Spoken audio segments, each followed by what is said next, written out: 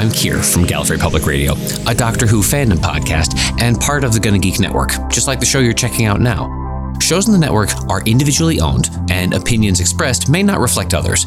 Find other interesting geeky shows at GonnaGeekNetwork.com.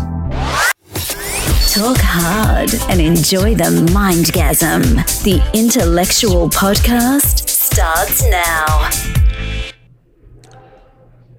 Okay, so we're sitting here with John Brooks, who's returning to the podcast. John, welcome back.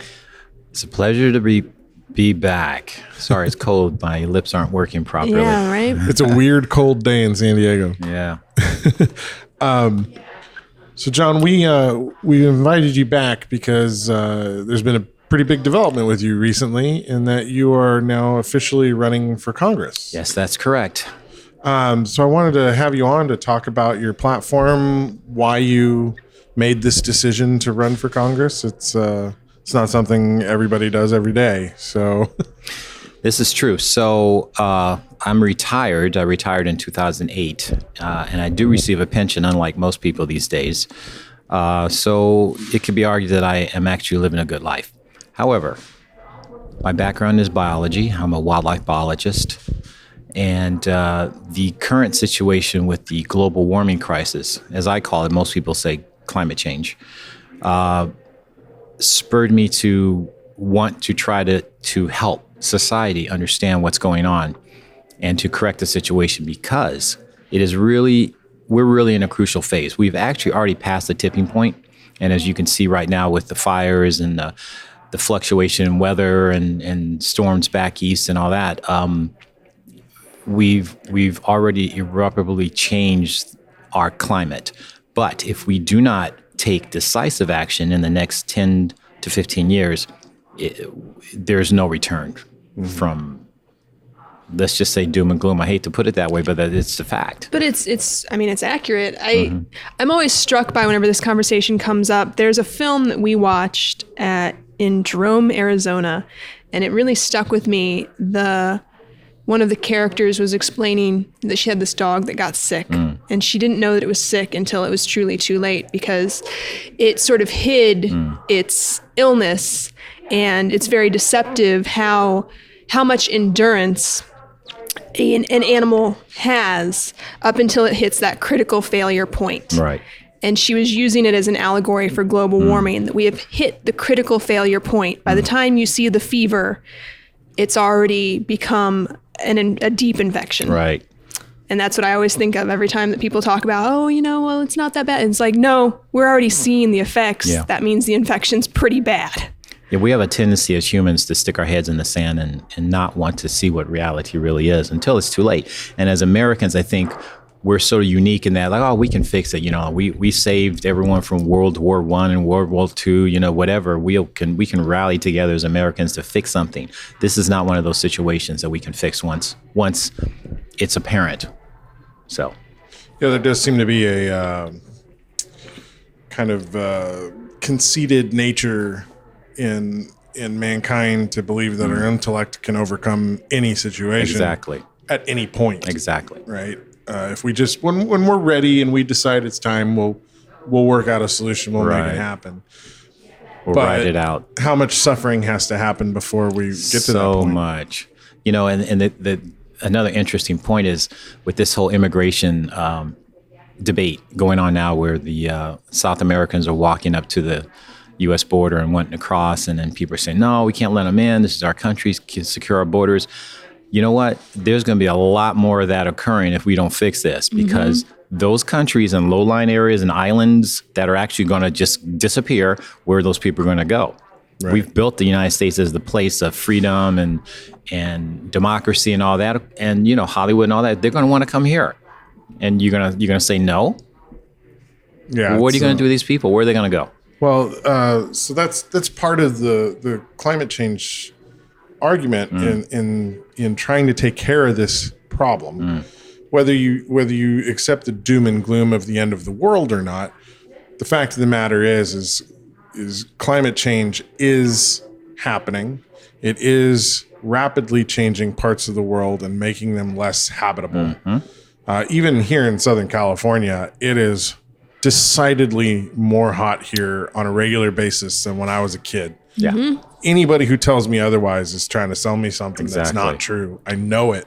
I've lived here my whole life. Right. I've watched the temperatures change and the fires and everything else. We didn't have fire season when I was a kid. It didn't happen. Well, and just the drastic swings in general. Like my mom called me the other day and she's like, oh, we might get snow on Halloween and talking about how much snow, like the Midwest and stuff. I'm like, yeah, you know why that is, right? Like the glaciers are melting and they're no longer this buffer between that cold air and the air of of the Americas.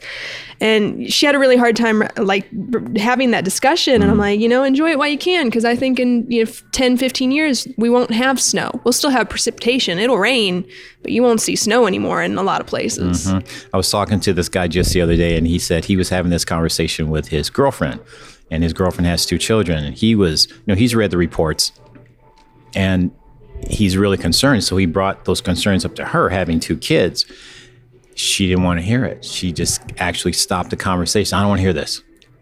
Because she has kids and she doesn't want to know how bad it's going to be, even though she should be the one concerned about trying to do something about it. John, can I tell you, this is part of the reason my husband and I have decided that we aren't going to have children. And there's many people in my age bracket that have had this same discussion. And I think that's really sad. Yeah, like it is. It upsets me Yeah. in a way that I can't. I've always wanted to have kids. Right. But I don't want to bring them into a world that's going to fall apart.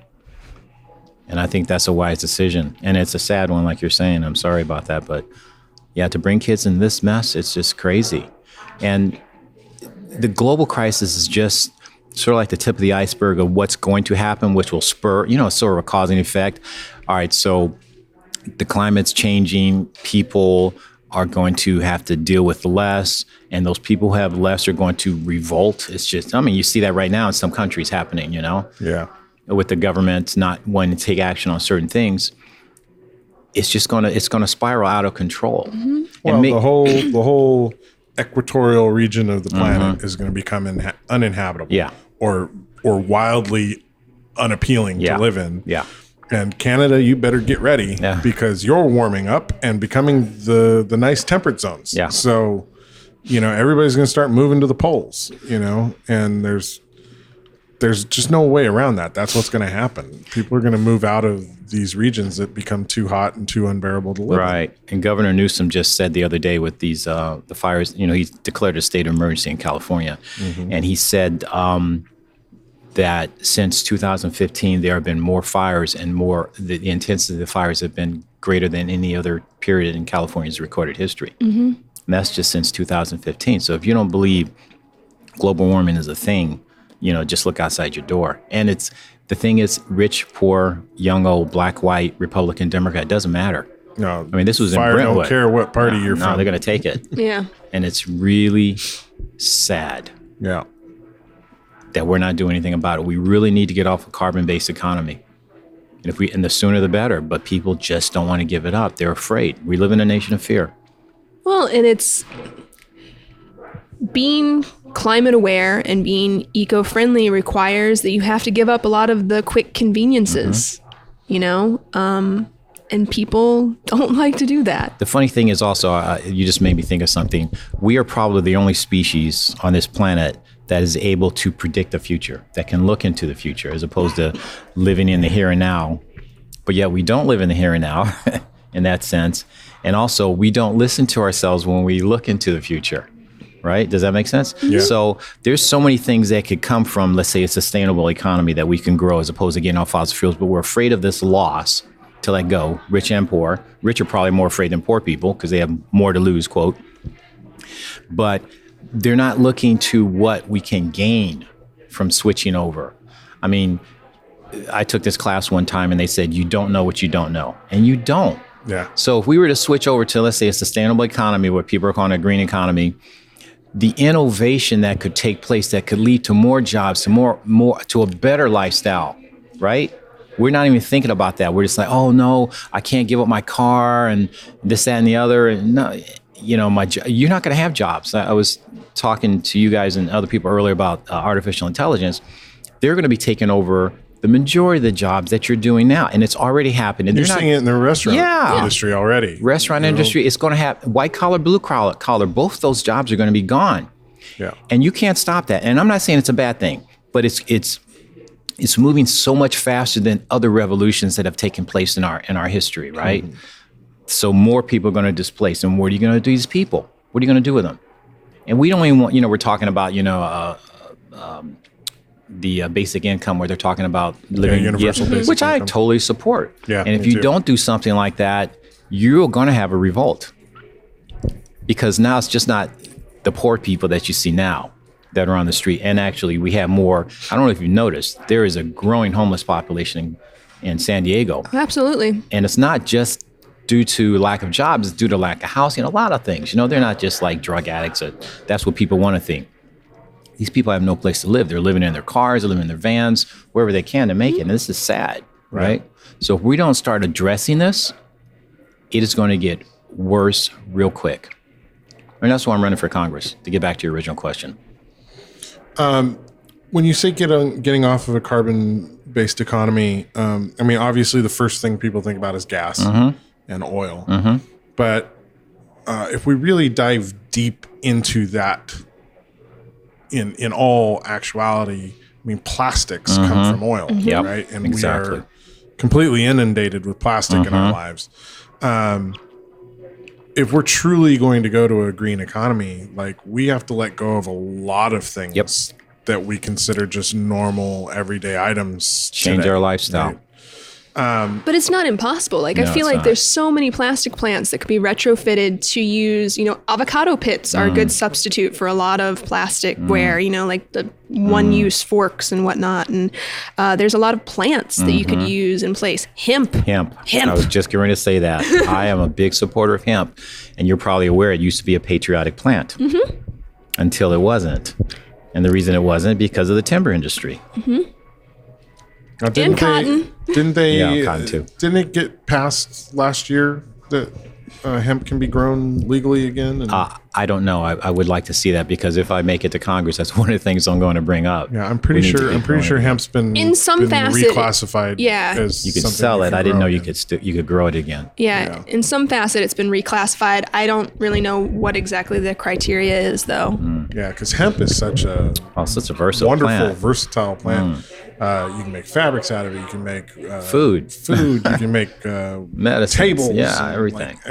It can be so much, Concrete or hemp. and it grows call it. faster than Yeah. almost any other plant that Yeah. you would use for those Yeah. kinds of materials. And I think, doesn't it kick off quite a bit of oxygen in its photosynthesis Yeah, process? yeah, it does.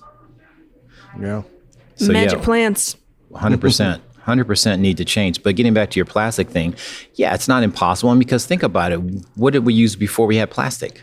Paper Glass. Right. straws, Right. which a lot of places are going back to. They're going back to it Yeah, finally. especially here in California. And I always commend any business where I'm like, thank you. Yeah. Thank you for not using To plastic. commending businesses, I do a lot of traveling, and the Marriott brand of hotels, their entire brand, not just the Marriotts, but all the brands underneath them, have all switched to paper straws. So, and it was weird drinking out of a paper straw again, but been doing it now for a few months. Yeah, it's fine. Not as big a deal. I No. carry some in my car, and that way, if I ever do have to stop at fast food or something, I'm like, no, I'm good. I don't need Yeah. your things. I got my own. But speaking of plastic, you just reminded me. I don't know if you recall in 2016, there was that initiative on the ballot saying banning plastic. I recall it said ban plastic. And as soon as it passed, all of a sudden, there's thicker plastic saying, oh, those were single-use plastic bags. I said, where did this term come from? I never heard that before. So now, not only are you putting more plastic into the environment, you're making us buy it. Mm-hmm. Yeah, I was And- all for the plastic bag ban, but It didn't ban has anything. Not been implemented correctly. And then some people Yeah. said, oh, no, that we don't have to do it because we sell things other than food. When I went to the 99-cent store, they still had them. They said, no, we can still do it. And then all of a sudden, these multiple use plastic bags, I don't know what they're calling them, these thicker ones that you have to buy. And they take longer to break down. Yeah. It's it makes no sense to me. That I was really incensed because that's not what I voted for. yeah. Nope. And that, I think, is part of why people have a hard time with politics these days. It's like, even when you feel like you're voting for Right. the right thing, There's the always a implementation of the catch-22. thing that you voted for seems to not quite live up to what it was promised to be. Yeah, it's all about money, which is sad. It's not about quality of life for humans. It's about how much money you can make.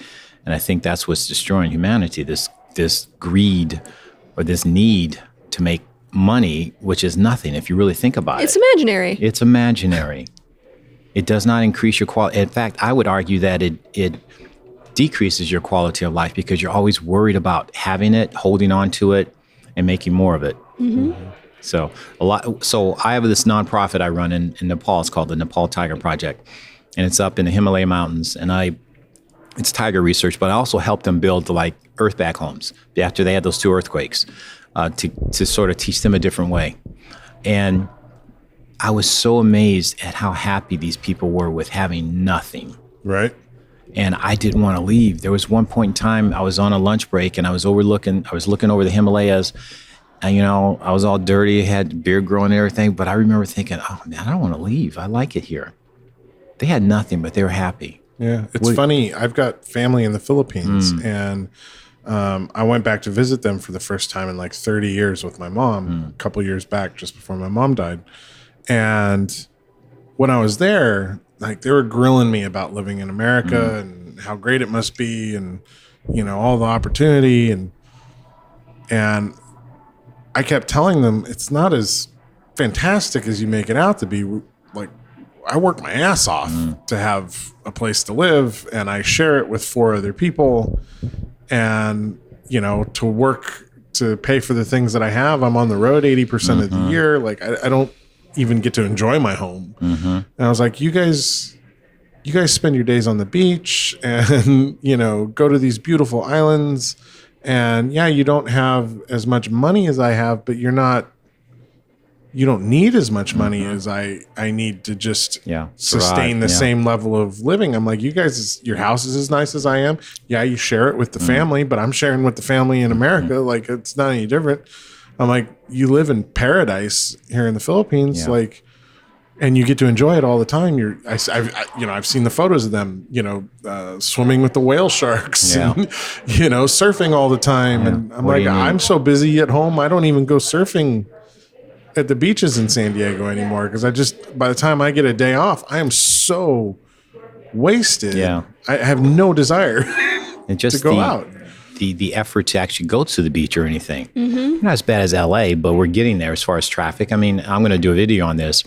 As far as I think there's a statistic that says we spend 80% of our lives at work, and I would argue you probably spent 85% because there's Commute this. times. Yeah, you're wasting your time in traffic, and you're stressing out to get to and from, and it's an everyday occurrence. I mean, you go out and look at the highways. It's jam packed. There is And that's not a San Diego issue. Yeah. Because I do travel around this country so much, and I work in so many different cities all throughout the year. The traffic issue is as bad everywhere else I go now as it is in Southern California. There is no major city anymore that doesn't have the traffic problems that I we used to have. live in Atlanta, and they had traffic that Atlanta's rivals one of the worst. It rivals I've LA ever right now. encountered. And part of that is, it's so hard to find affordable housing near to the places Yep. where your work is. So you have to commute. Right. My husband goes through that on a daily basis. We live out in East County. He works in Sereno Valley. That is an awful drive. Yeah. I remember when the housing boom started here, people started to look in El Central to work in San Diego. That's a 2-hour drive. I'm like, why would you want to do that? Well, when I was in high school, I went to high school in Encinitas, and I knew people whose parents were looking to move out to Temecula, who worked in downtown San Diego, but they could get a bigger house, more land, like whatever, out in Temecula for half the money it was costing to live in Encinitas. So it just, that urban sprawl just keeps pushing everybody further and further out, which means more commuting and more pollution. It's a beast that just keeps feeding itself. And then our desire to this individuality, having your own car, not having any public transport system, is crazy. Their solution, let's widen the highway. That's just not even logical. Yeah, rather than widen the highway, let's add more trains to the system. Yeah, I mean, we have a trolley system here that really only goes to the malls, which no one goes to anymore, or to Mexico. It is not practical. Therefore, no one uses. The bus system is worse. So like to get from downtown to, let's say, go to the beach, it's going to take you an hour and a half. Who wants to do that? It's crazy. Why? People say, well, if we have public transport, we got to give up cars. No, you don't. This works in Europe. We're supposed to be the most advanced nation in the world, and we don't have a public transport system? Maybe because we don't want people in public transport to get places. Like say you got a DUI. You're a kid, you got drunk, you got a DUI. You can't get a job now because you can't drive. And there's no public transport system to take you to work. So we're just feeding into...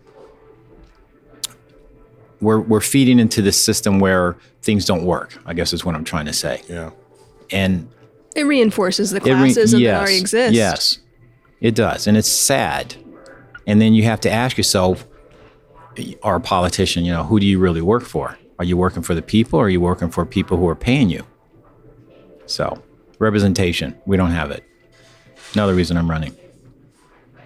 How do you think AI might be able to be part of solving that part of our problems? So in an idealistic world, which in my head, I guess I'm a Star Trek fan, right? So it could totally benefit humanity if it weren't for the fact that people are so greedy. So in an idealistic situation, AI comes in online, takes over 80 to 90% of the jobs that humans are doing now, freeing up humans to do what they really want to do. And I'm not saying leisure time. I'm saying to free your mind up to think about, what is it I really want to do to make me happy? How can I really contribute to society, right? So in an idealistic world, everything's free, right? Because everything's provided. AI takes care of this. You don't have to pay a robot. So you know what I'm saying? Mm-hmm. And so you have a chance to educate yourself, go to school, contribute to society. There's people out there now that probably have the cure to cancer, the cure to a lot of diseases that aren't being educated. So they're not able to advance themselves to actually think of ways to contribute, if that makes sense, right? Yeah. So we need, people are talking about self-driving cars. Sorry, I'm all over the place, but it's like, oh, this is so cool. Yeah, it's a novelty, but it's going to be a reality. So jobs that Uber brought into existence are going to be gone. So these people who are dependent upon making a living off of Uber to supplement their income, they're not going to be around because they're not going to need them, right? Right. So how are we going to free up the people who are doing Uber now to do something they really want to do? Some people it's a choice. I want to be an Uber driver because I like talking to people. But I think the majority of them, the ones I've talked to, it's supplementing their income. Hey, yeah. I can now pay for my mortgage because I'm doing this, on the side, whatever. So we need to really think about what we're going to do with the people that are displaced. I used to drive Uber and Lyft, and the whole discussion about self-driving cars. I drove for them 4 years ago, and even back then, everybody was asking, what's going to happen when the automated vehicles come in? And my answer to that was, then I'm going to turn into a stand-up comedian who sits down in a car and entertains you for the drive. See, that's great. That's great. And honestly, that still may be a thing because initially, whenever they launch, they're still going to want a human present just in case. Yeah. But that would really help with the commute issues, the smog issues, because if you could have instead of having your own car, you maybe pay into a monthly subscription where whenever you need it, you just ping up your automated car, right? I agree. However, I would still advocate for the mass public transport first. Because again, even though these cars are going to be smarter in how they drive, so traffic will move a little bit smoother, you're still going to have traffic. Mm-hmm. And you're still, in your mind, this individuality thing, right? Like, oh, I don't want to share Uber. I want my own. So now you pay more, right? Because you can. So it's still this money system going on. Where if you get mass transport, the fact you have to build it is going to put people into employment because you can't just have all robots building that stuff. It's going to take time. So they're going to have a longer career or job over time to build this, to make it viable for the whole, let's say, San Diego in general, right? Yeah. And then that's giving future generations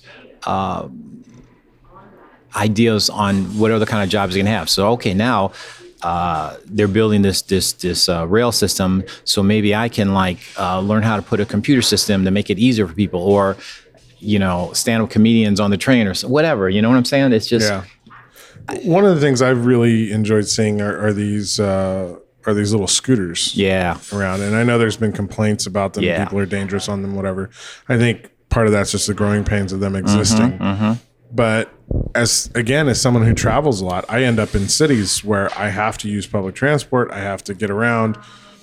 So it's a choice of lifting or grabbing a scooter, or if I've got to go a really long distance, I got to get on one of the trains. And what I found is the scooters are fantastic. I love the scooters. For getting from like my hotel right over to the train station, and then taking the train for the long distance to where I need to get to go. And then I get off there, hop onto another little scooter, and it's a quick little hop to where I need to go.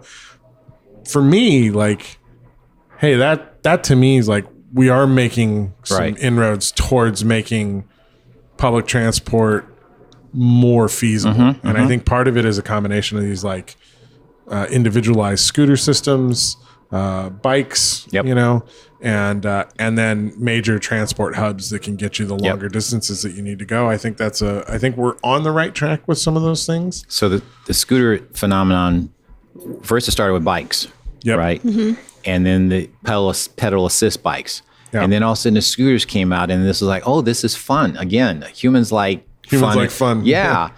And so they started doing that. And then I don't know if you noticed, most of the bikes have gone away because people are like, I want a scooter. And then other people, like you said, were complaining, they're an eyesore, they're everywhere. I'm like, cars are everywhere. Yeah. What's the difference? Yeah, why is this a problem to you? It's on the sidewalk. Who cares? And I had a friend say, well, I would never want to ride a scooter because homeless people use those and I don't know where their hands been. I said, you don't know where someone else's hands are. I mean, this is really a lame argument. You grab the door to walk in a building. We're doing the same thing there. And you're going to say just because a person's homeless or dirty? I mean, that's what you're saying. I mean, really? You know what I'm saying? Well, if you're that greatly concerned, you can carry disinfectant wipes. Yeah, exactly. I mean, they do that in the supermarkets now. If you're germaphobe, you're probably carrying them anyway, right? But they're electric. This is great. They're getting people out of their cars. I use it. I live in Bankers Hill. And instead of driving downtown and finding parking, which is only 2 miles, I get one of these scooters to go down there just like, hey, done. Park it. It's not mine. No one's going to steal it. Take it back home. I don't have to take the bus. I don't have to take a taxi, Lyft, whatever. I think they're great. And it's changing the mindset of people. Like I said, you still have your individuality, but now you're thinking, okay, I'm not really causing to the congestion of an area now. Right. So I love it.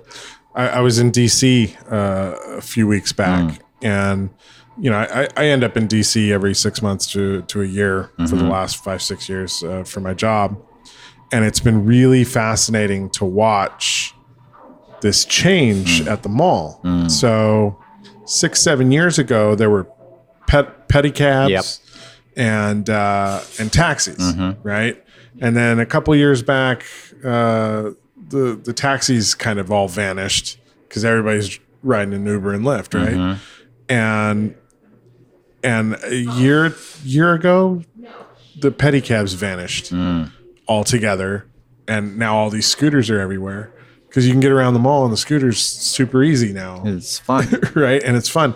And my buddies and I tooled all over downtown Washington on these scooters and saw every major monument we wanted to see in a matter of an hour and a half. Worry about your car getting broken in. Because we could get places quickly, and great. We weren't sitting in traffic, and we weren't fighting with anybody to try and get into a ride somewhere. It was just like everywhere we went, just stopped, dropped our scooter off on the corner, went and saw the monument we wanted to look at, and got to the other side of the monument, grabbed a different scooter, and off we'd go. When I lived in D.C. back in the 90s, of course, there were no scooters. And I was dependent upon taxis. I lived in Arlington, and I used to go into D.C. to play music at night. And then because the train stops at like 11 or something, you couldn't get home, so you have to take a taxi. Yeah, I got busted on that one night when we were there. I was like, wait, the trains are done? Yeah, it's crazy. I couldn't get a taxi home. And this is not a one-time thing. And this, people may not believe or like what I'm about to say, but as a black man, it is nearly impossible, even to this day, to get a ride late at night from a taxi guy because they don't trust you. They think, whatever. And I literally had to walk home many times from Washington, D.C. into Arlington because I could not get a ride home.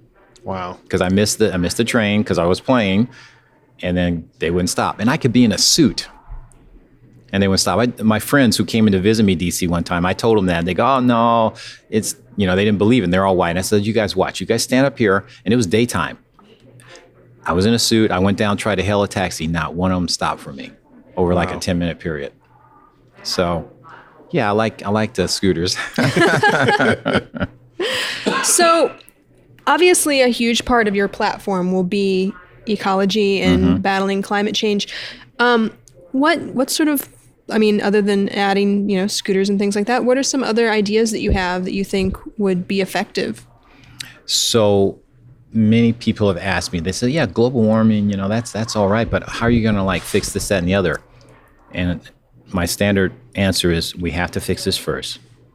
And in fixing this, other things will fall in line. For instance, like the unemployment rate, the immigration issue, public transport, many other things are going to fall in line once we try to pull in a sustainable economy, right? So I can't give you specifics on that because, again, I can't see the future that well. But I can tell you, if we, as a nation, get together and say we are going to cut greenhouse gases and move towards a sustainable economy, jobs will come because now more people should be doing solar. And I don't mean solar in the desert or wind.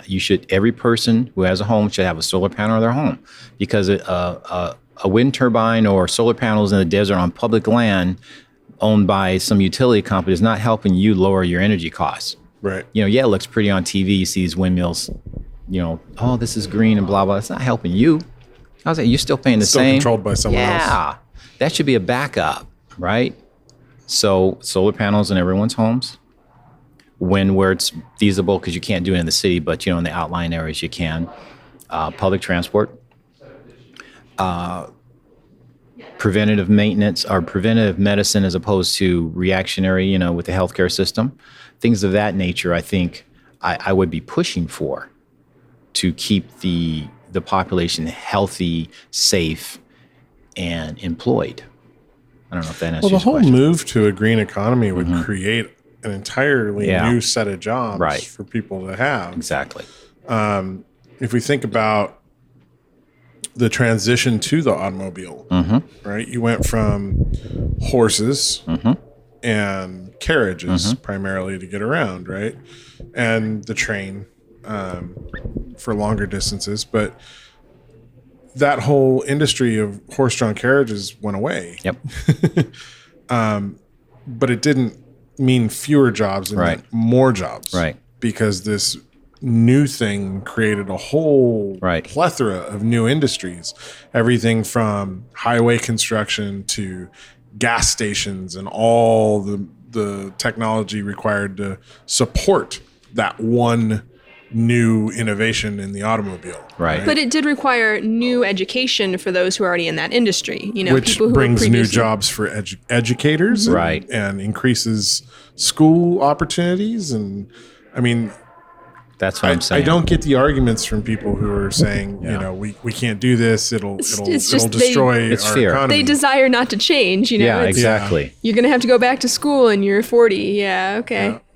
That stinks for you, bro. I've been facing that possible reality for a while now. Yeah, you got to keep up with the Joneses, right?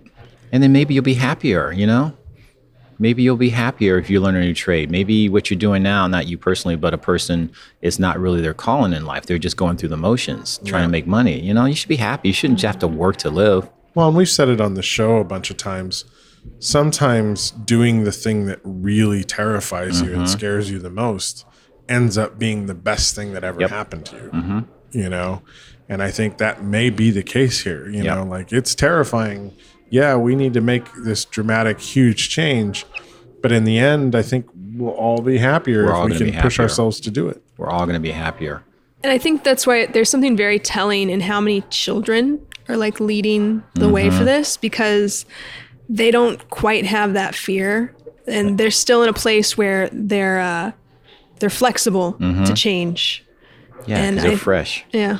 But taking on that, though, I have to say, so I've been trying to do voter registration for young people. And I went up to USD yesterday, and not one person would sign up. Because, again, they have this fear. They think I'm trying to sell them something, even though I said voter registration forms. I'm handing them out. I don't want you to stop and just take them with you, fill it out, put it in the mail. No, they give you that look where they they don't trust you and they're not paying attention. So that's kind of frustrating at times. So yes, children or young people are leading the charge and change, but I think children in general also these days very much don't trust adults. Exactly. They don't want to hear anything you have Nothing. to say. They don't want to take the paper from you. Yeah. Like you obviously trying to sell me something. Exactly. There's a massive amount of distrust in the youth today to the adults, more so than even I remember with us Gen Xers. Like we didn't trust our parents' generation very much either, but we still respected them. But I think that's gone. I see so much of that respect is eroded away in the youth looking at the adults today. Yeah. Don't know that you can blame them. I feel like adults have failed the next generation pretty heartily. So, my point is trying to get them to trust me because I'm really counting on them to pull me through this election. Because what I'm trying to tell them is I got your back, and I really mean that. I'm not going to just get elected and then forget about you and then go with the people who are going to pay me money and stuff. I'm actually running a no money campaign to show people that, no, I am really there for the community. I'm not there to be a career politician or stay in 5-10 terms or whatever like that. There's a statistic I pulled up that the average person who runs for Congress spends about $1 million to run. And most of that money comes from donors. And if you donate to a campaign, you realize that's not tax deductible. You're just basically giving that person money. Yeah. Right. So most people who give you something kind of want something back, I think. I'm not saying all do. Like if a person gives you $10, oh, here, John, here's $10. But a person gives you $500, or if you have a pack and they give you $50,000, they're probably going to want something back down the road. Sort of like, I call it the Godfather syndrome. Right. Well, and that's the big news thing right now with Biden and Sanders and Warren, right? Like Sanders and Warren have raised a bunch of money, but they've been doing it primarily through small donors. And Biden's people want to go find a super PAC, right? Right. And that's sad. That's very sad. I don't understand the thinking on his side to go, we can't keep up with the money, so let's just go do the thing that because the nobody way it's wants us to do. You have, on the presidential level, you have a threshold of money you have to collect in order to be qualified for the next debate and all that, which I think is stupid. Yeah. You're telling people they have to go raise money, basically get their hands dirty and all this kind of stuff. Well, it was just a few years ago that that case went up through the Supreme Court where they were trying to get all the corporate money out of politics. And they upheld it because, of course, I'm sure, there's a cut being had. But this is where I agree with Bernie Sanders. All corporate political money like that should not be in politics. Away with you. Yeah. And I think the way our elections should be funded, yes, I'm 100% into public funding of elections. Your tax money should go to that after some qualification. I don't know what it would be, but you meet these threshold. And then if you want to put political ads on, it should all be on C-SPAN. And if we're kids, speaking of them, if you're brought up with the thought of civic duty as part of your being, you're going to want to check that out by the time you become 18 and you vote. You're going to say, let's go to C-SPAN and see who's running for election. And then you can put your ad on there. Here's my platform. There's no negative ads, none of this kind of stuff. I'm John Brooks. I'm running for Congress. Here's my platform. You want more information, go on my website or whatever, right? And then that's it. None of this PACs and competing and I have to have a better ad than you are and I'm putting this dramatic music on to make you afraid of the next guy, right? It's crazy. But again, so getting back to your thing about Biden, the reason I think he's doing this because he knows in the long run it could help. Because if he gets the right ads on there with the right message, people are going to say, oh, Bernie Sanders, he is old. He had a heart attack. Oh, I don't want to vote for him. Right? Right. Or, oh, Elizabeth, she's too old and she can't beat Trump. They're all saying, well, we need someone who's going to beat Trump. Why should that be your platform? Beating someone else. Right. Just tell me what you're going to do. The best candidate. Yeah. So, I think, he's got his political strategist saying, no, this will work. Yeah, we're going to take some heat in the beginning, but in the long run, based on the long ads. run Americans have short memories. Exactly. Well, and not everyone is against the amount of money that's in politics right now. Like, I think it's the minority that feels that it should be more like Bernie Sanders, grassroots efforts. I don't know that I would say people aren't against it so much as a lot of people just don't care. They don't care. You know, And it's not they their don't fault. care enough to be for or against that Yeah. particular problem. Yeah. They just don't care. How does it affect me? Well, when we get to the heart of the matter of pretty much everything we've been discussing, Yeah. there is a general air of apathy Yep. in our society. And how would you address that? I mean, because you say that you're going out and you're having a little bit of a hard time getting youth to vote or even sign up to vote. I would imagine that it's, pretty hard getting folks to come to the side of, hey, we do have a climate issue at hand. How do you light that fire in people to... And how do you battle apathy? Yeah, how do you battle apathy? One of my strengths is being able to talk to people. For some reason, I just make people feel comfortable. So I'm hitting people I know first. Like I said, I'm a musician. And so I'm going to all the jam sessions. I'm talking to people. So they trust me, first of all. And then they make introductions to their friends. Hey, you got to check out John Brooks. He's a really cool dude. So now I've got some sort of credibility, like letters of introduction, so to speak. I'm putting out videos because I do filmmaking, right? So I'm going to do a series of videos and I'm just going to tell it like it is. And I think so the Trump phenomenon, one of the things I have to say was a good thing about him winning is because he's so unfiltered. People are now used to hearing a message from a politician that maybe not be traditional a political speech. So I can get out there and say what, like I'm talking to you right now, and we're having a conversation and go, yeah, all right. And I will give you sources to go, look, I'm saying, don't just believe me. Look, go check this out. Right. And so it's sort of a one-on-one to answer your question. I'm talking to people one-on-one. I'm still walking the street, knocking on doors so they can feel me. So they can say, okay, I see your eyes. I see the truth in your eyes. All right, so maybe I should take a look at this. As opposed to them just like, oh, he's a politician. Yeah, all right, here, thank you. So that's the only weapon I have. Now, is it going to work? I don't know. But I have to try. Yeah. Well, I, for one, appreciate the fact that you're making the attempt. And, I greatly appreciate regular citizens stepping up and saying, I'm going to do this because it's important. So I'm glad you said that. Well, thank you, first of all. But the process of trying to register and become a candidate is so cumbersome. The average person probably says, forget it, I'm not doing this. Well, it's like Hollywood. Yeah. It's designed to keep people out. Exactly. It's designed to keep you Even out. though originally it was meant for us to Right. step up and do. And so one of the things I talk about in my campaign as far as the congressional level, because you always hear this stuff on the news about, political leaders, this, blah, blah, blah. I would argue that the only positions of politics that there is a true leader would be like the presidency, the governorship, mayors, because they lead the community. Right. But these other positions, as in the House of Representatives, it's a representative from the community to tell the political body what's going on in that community. Right. So it's not a leader. And so I'm telling people, I don't want to lead you. It's not about me. It's about us. I am going there representing the community, saying this is what we need. This is what now I have my opinion just like anyone else, but I'm not going to do what I want to do. I'm going to, other than the global warming, because I'm saying if you don't believe in that, don't vote for me, because I will push this. Everything else is what does the community need, right? Do we need public transport? I think it's important. Here's why I think it is. What do you guys think? What should I push? Like you'll see bills and politicians will say, I co-sponsor this, I sponsor that. What does that bill you co-sponsor have to do with the community? Right. Very rarely does it. It's like, I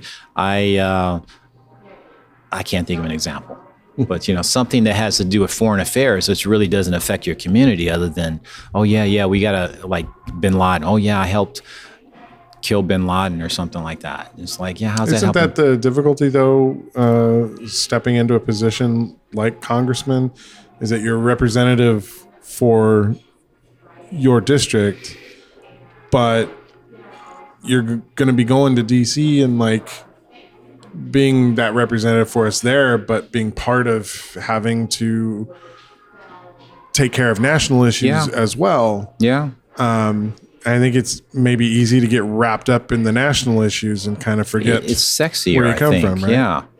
Well, and I think it's the money thing too, right? Like if money is required to run your campaigns, getting onto those councils and committees, Right, which is important. matter to the people who dump money into campaigns, Right. So I'm just going to scream very loud again, once it's I a get beast there. that feeds itself, right? Yeah. Squeaky wheel gets the grease sort of situation. I'm not going to shut up when I get up there. And I'm going to tell the community, I'll have weekly reports. Hey, this is what happened this week. This person came to me and said this, that person did that. These bills are up for vote. What do you guys think I should do? Here's what I think I should do, but you tell me. Stay engaged in the process. Don't just, John, you go take, if you want to give me a proxy vote, fine. But my job is to represent you. So I'm going to tell you whether you want to hear it or not, and then you can make a decision. I'm going to say, look, I told them that we need a public transport system in the community. They said, go pound sand or something, Mm-hmm. What do you want me to do?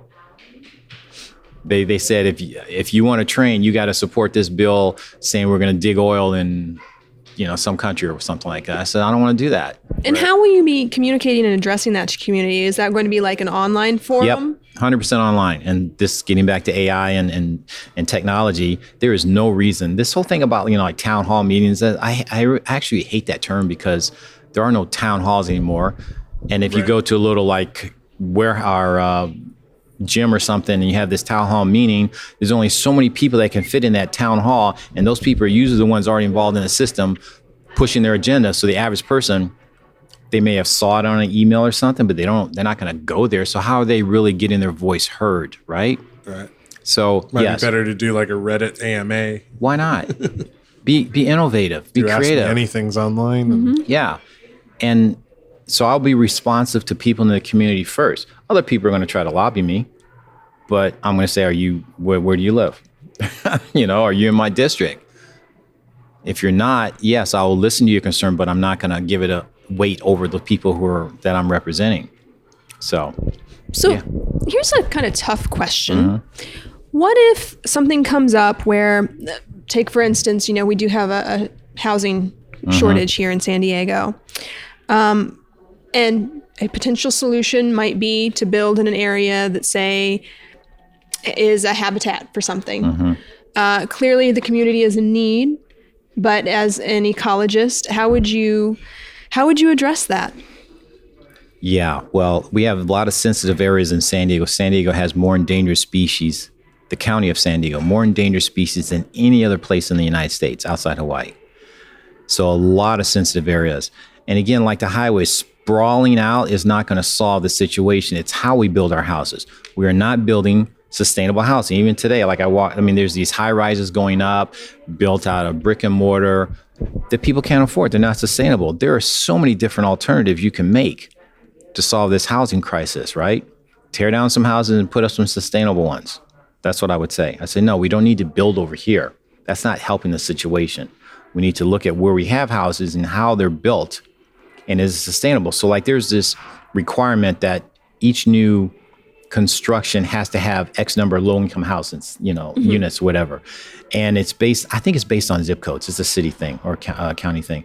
And let's say some of the zip code encompasses some affluent areas and some poor areas. They always put the low-income houses on the poor income side. And that's just wrong too, because now you're pushing all these people into one area, not giving them an opportunity, you know what I'm saying, to spread out. So going into the sensitive areas you're talking about, I guarantee you'll be mostly for upper income people. And I'm totally against that. It's not going to help poor people who don't have houses. Not at all. So. All right. Keep it real. So anybody who's interested in your campaign, what's the website where they can check you out? Simple name, John Brooks, johnbrooksforcongress.com. And then that leads you to all my social media sites.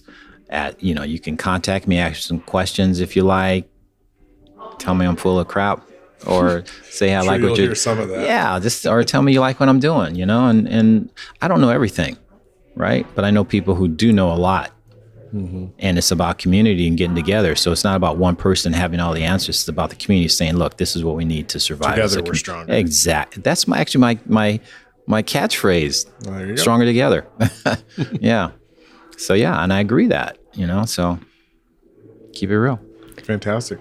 Well, John, I love that you're running for Congress, and you have my vote, man. Thank you so much. You got a big heart, and I hope that you get all the way up there because I think you will represent us very well. Thank you. Thank you so much. Yeah, and I greatly appreciate you stepping up, sir. It's an honor. Thank you very much. Hello there, citizens. I am the terror that flaps in the night. I am the floaty that will not flush no matter how many times you try in the toilet bowl of crime. I am Darkwing Duck, telling you please, talk hard and enjoy the mindgasm. Whatever the heck that means. After all, you are watching Intellectual Podcast with your ears.